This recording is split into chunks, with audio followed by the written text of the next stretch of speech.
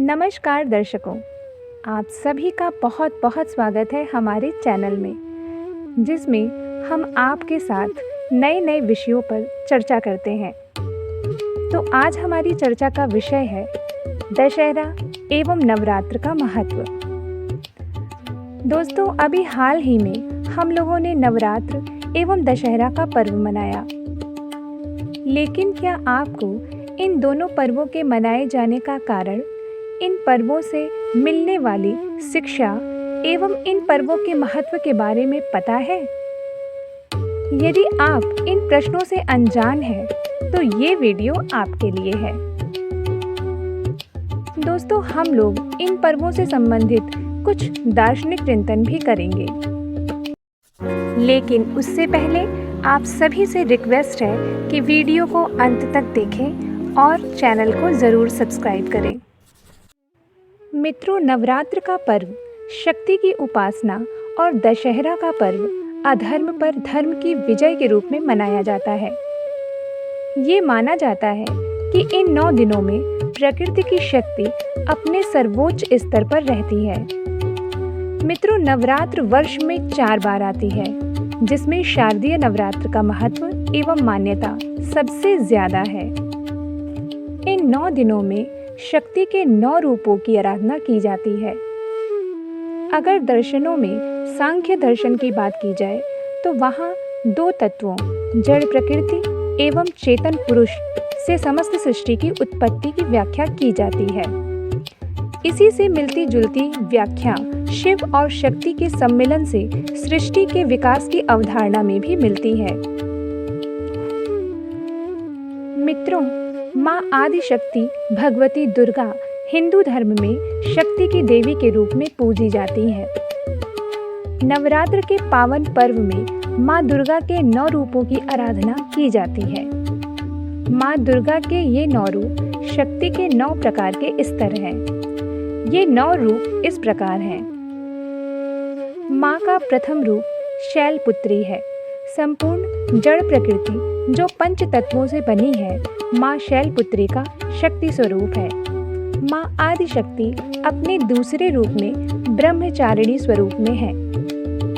ये जड़ और चेतना के संयुक्त रूप का मिश्रण है। यही जीव की उत्पत्ति होती है। चंद्र घंटा स्वरूप शक्ति का तीसरा स्तर है, जहाँ आदिशक्ति माता की कृपा से जीव में वाणी का प्रादुर्भाव होता है। माँ कूष्मांडा स्त्री एवं पुरुष की गर्भाधान शक्ति है, जो शक्ति का चौथा रूप है। स्कंद माता पुत्रवती माता एवं पिता का स्वरूप है। यह शक्ति का 5वां स्तर है। कात्यायनी शक्ति माता पिता की कन्या का रूप है। ये माँ का 6ठा स्वरूप है। कालरात्रि देवी भगवती का 7वां रूप है, जहाँ सब जड़ चेतन मृत्यु को प्राप्त हो जाते हैं, अपरा एवं पराशक्ति में विभक्त हो जाते हैं। महागौरी माँ आदिशक्ति का 8वां रूप है। यहाँ समस्त प्रकार के विकारों का अंत होकर परम शुद्ध रूप प्राप्त होता है। सिद्धिदात्री भगवती का 9वां रूप है, जो कि जन्म जन्मांतर की साधना से प्राप्त किया जाता है। सिद्धि की अवस्था में जिस शक्ति का संचार होता है, वही माँ सिद्धिदात्री है। आदिशक्ति भगवती के इन 9 रूपों में पूरी सृष्टि की उत्पत्ति और विलय की प्रक्रिया निहित है। देवी भागवत पुराण में भी संपूर्ण सृष्टि की मूल शक्ति आदिशक्ति भगवती माँ दुर्गा को माना गया है। संपूर्ण सृष्टि उनसे ही उत्पन्न और उनमें ही समाहित है। मित्रों, दशहरा का पर्व इन 9 दिनों की शक्ति साधना के बाद 10वें दिन आता है। दशहरा रावण पर श्री राम की विजय का प्रतीक है। दशहरा को हम अधर्म पर धर्म की विजय के रूप में मनाते हैं। दोस्तों, बिना शक्ति के विजय प्राप्त नहीं की जा सकती। माँ आदिशक्ति के इन रूपों को समझकर शक्ति की आराधना के बाद दशहरा उसी शक्ति के बल पर अधर्म पर विजय का प्रतीक है। श्री सूर्यकांत त्रिपाठी निराला जी ने भी इस विषय पर एक कविता लिखी है, राम की शक्ति पूजा। जिसमें उन्होंने बताया है कि अधर्म स्वरूप रावण पर जब विजय प्राप्त करने के लिए धर्म स्वरूप श्री राम को 9 दिन माँ भगवती के 9 रूपों की आराधना करके शक्ति अर्जित करनी पड़ी, तभी वे अधर्म का विनाश कर पाए। मित्रों, अब बात की जाए कि नवरात्र और दशहरा की इस संपूर्ण विवेचना से हमें क्या सीख मिली।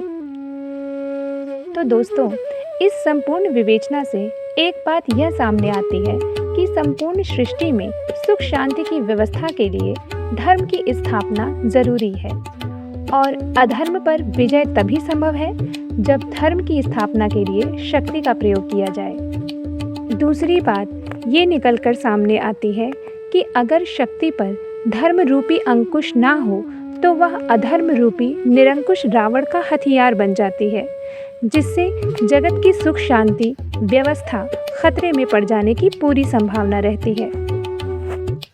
अगर एक पंक्ति में कहें तो नवरात्र और दशहरा के ये पर्व हमें धर्म की स्थापना के लिए एवं धर्म के अंकुश के साथ शक्ति के अर्जन की राह दिखाते हैं, ताकि संपूर्ण जगत में सुख शांति समृद्धि की स्थापना की जा सके। धन्यवाद।